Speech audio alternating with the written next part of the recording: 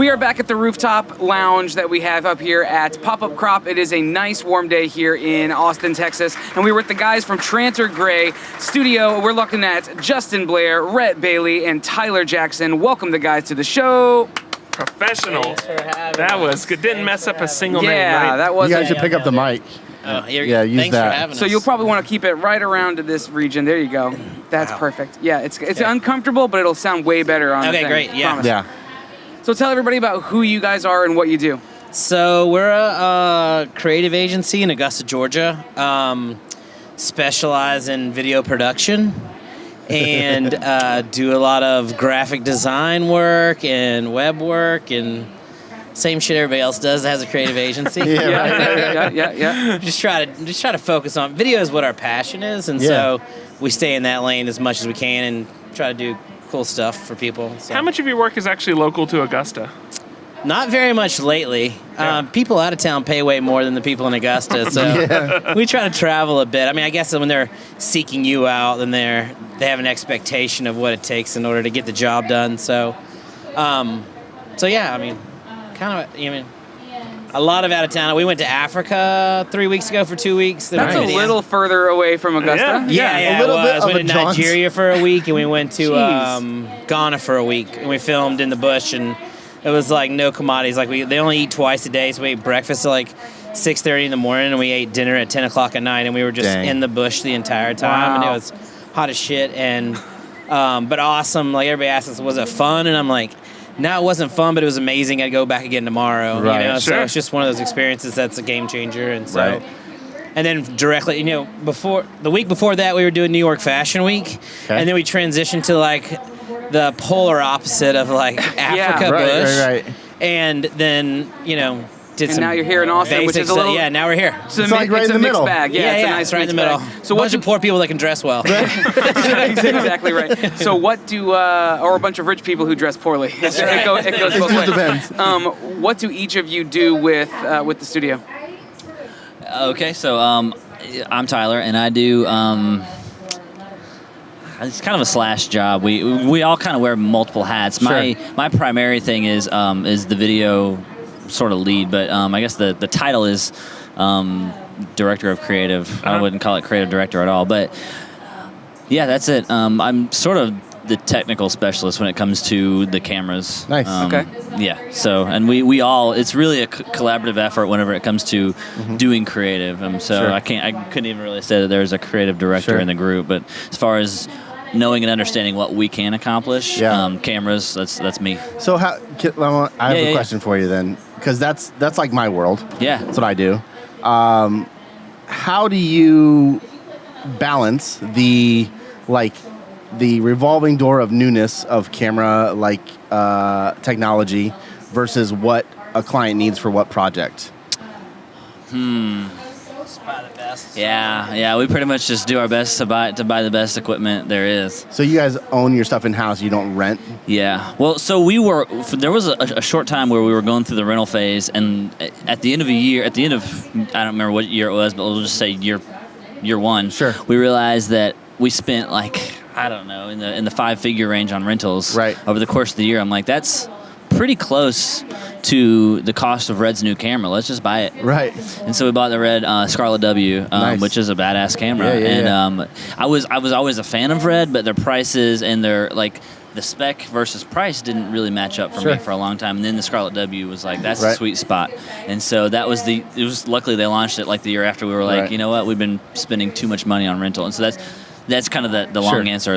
Just buy the awesomest camera you can and use it for everything. And spend 5 figures on storage then.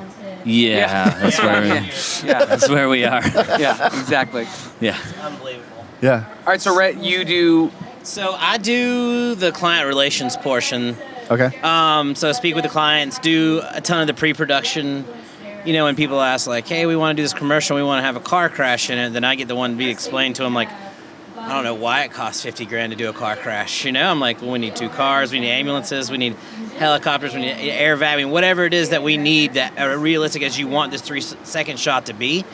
So I kind of do that, you know what I mean, and then work with these guys and make sure that we're all just doing the same. All 3 of us are best friends. Okay. So back to Africa. They were there for 2 weeks, and we got along the entire time, Nice. regardless of the element. So, Yeah. I mean, we just all kind of worked together and figured out that this is what we want to do. There's 21 of us that work at Tranter Gray. Wow. Okay. So, but the 3 of us kind of run, like work and run the projects. Uh-huh.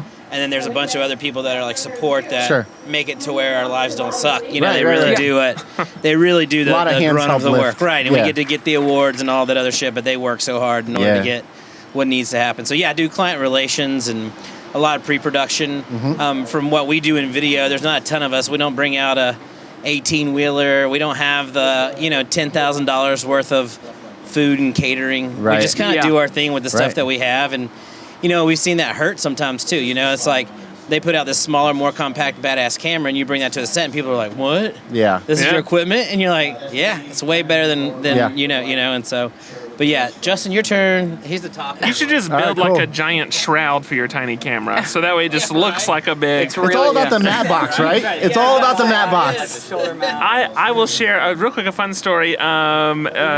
The first electric guitar, the first Gibson, it was once we got past the rail guitar, it was like a block of wood. It looked like a big 6x6 or something like that, like a block of wood. And he tried to play it, and nobody paid attention to him. So he literally built 2 wings to attach to either side, so it had like the big guitar shape, and then everybody loved it. And so that was like the point of the visual of the instrument is Sure. as important as the instrument itself. So That's what we're all about. yeah.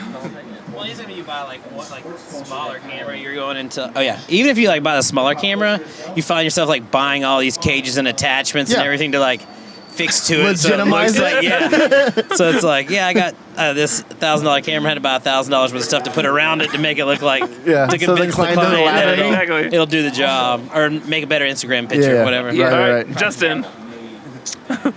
Right, exactly. All right.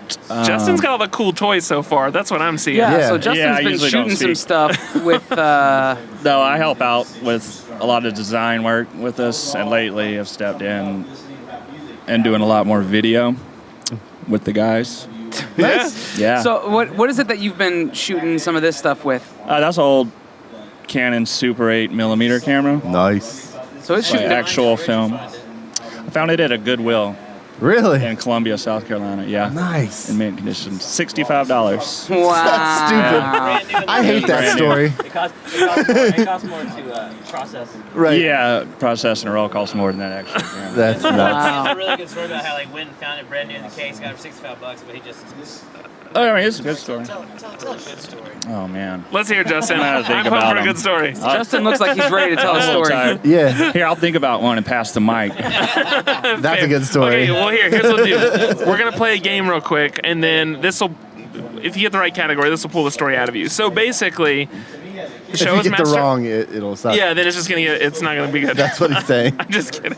So basically, we're master of one. That's the idea, is that we're each the master of a single category, and today you're going to be master of your own category. So these tokens represent categories, and you're going to randomly flip one, and then you're going to have to tell us something fun, new, exciting, noteworthy about that category from your perspective. You can't get it wrong. Yeah, probably.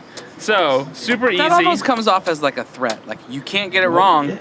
Yeah, but if you do. All right, so go ahead. Noted. All right, so flip the first one. What do we have? TV and film. Well, that seems like That's- it'd be right up your alley. That's my yeah. Nice. So tell us something cool, fun, noteworthy about TV or from your film. world, yeah. For something noteworthy.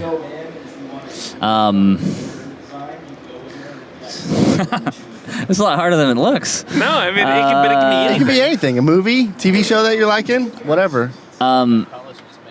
Yeah, no. So I think recently something I've noticed is Netflix and the like they're really flipping the TV and film industry on its ear because there's a lot of TV stations that are like really noticing what Netflix is doing. Netflix is putting a ton of money. They spent, I forget how much it was on content. It's like, yeah. You talking about it for is. this upcoming year? Yeah. Yeah. Wow. Yearly, and like HBO is like as close as anybody to them. I think they're like in the 10. I don't remember the numbers. I'm gonna get that wrong. Someone's Sure, gonna be like, yeah, someone's yeah. gonna look it up and be Lots like, of money. he's Listen, an idiot. don't worry but it's about it. crazy how much like Netflix is really changing things, which is cool because even guys like us, like we're talking about Africa. We're working on this. Like the product is gonna be a 5-minute video, but we've got 18 hours worth of footage. So if we really, if we're able to spend the time and effort on it, we can make this, a feature-length documentary. And if it turns out good enough, we could sell it to Netflix. And a 3-man crew could sell that to Netflix and make some money off of it. So it's just so cool how Netflix has changed the TV and film industry. So I guess that's where I'm. That's totally. I wonder how long it's going to be for like some of the basically like the appreciation in the industry to catch up. I mean, like what they're doing where they're able to like hand people like the money to go fulfill their dream is awesome. But then you have like bodies that like give out awards and things like that, saying that they won't award content that didn't go through a theater, that only came out on Netflix or something like that. So it's going to be interesting to see like when that like actually catches back up and they get the same level of respect. Awards things showing up to highlight the opposite. Oh yeah. I think we'll just see more of a rise. There's a lot of web-based awards companies that do that specific. I mean, but then obviously like in our industry, like the Oscars and the Emmys would be like that's the top of the top. Right. And as long as the Oscars aren't, which I don't know for sure. But as long as the Oscars aren't, that script there is like and then there's going to be a void there to some extent. Yeah. But I mean, just also, if it's Oscar worthy, it's going to end up like there's a lot of theaters, like small mom and pop theaters in LA and in Austin, I'm sure. It's got to run in a qualified theater for 3 days or more. Right. On the right, wearing another sports jersey. So if it's gaining popularity on Netflix, That's a pretty easy check. there's a theater in LA that's going to be like, let's make some money from this film, and then you should qualify for the Oscars. So I mean, there's ways. Netflix is kind of a good avenue to get there, but guys like us can. That's actually my jersey that I bought recently. I spent most of the adulthood chasing down my childhood. All right, Justin, you're up. You gonna close it out? So all right, here we go. Look.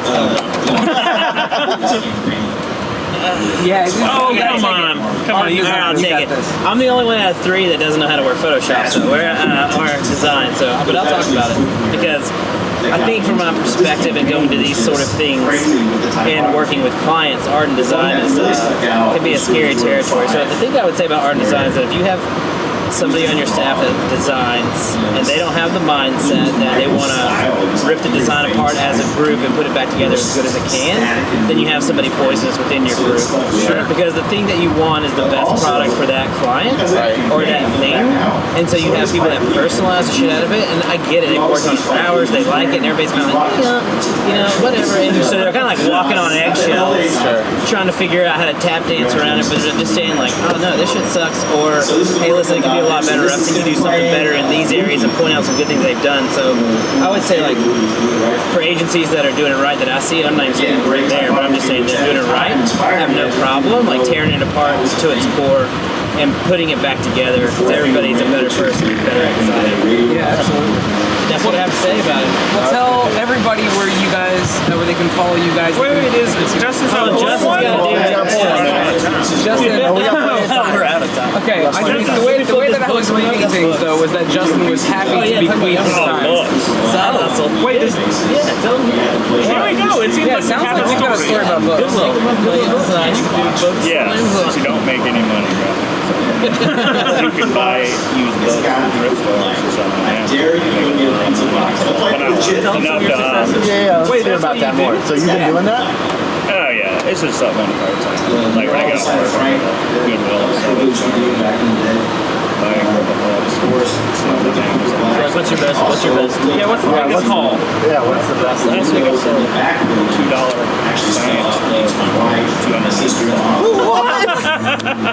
Yeah. Thank you, Emily. That's crazy. So is it like a college book, like a book? Yeah. Okay.